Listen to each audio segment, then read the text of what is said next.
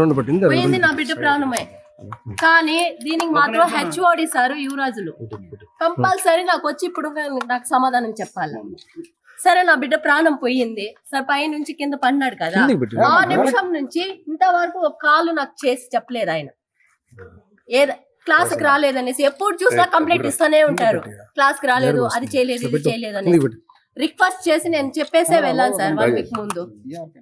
మళ్ళా నా బిడ్డ పై నుంచి కింద పడే అంత మూర్ఖుడు ఏం కాదు, అర్థమైందా?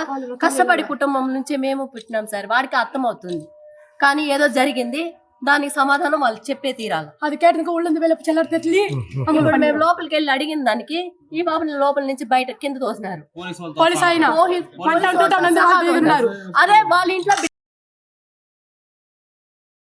మీ ఇంట్లో బిడ్డలు కూడా ఉంటారు కదా సార్, చదువుతారు కదా, వాళ్ళకి ఇలాగే సమాధానం చెప్తారా? తండ్రి లేకుండా నా బిడ్డ చావుకు మాత్రం కంపల్సరిగా న్యాయం చెప్పాలా, చెప్పి తీరాలా. వీళ్ళు చెప్తేనే ఇక్కడ నుంచి మేము కదులుతాం.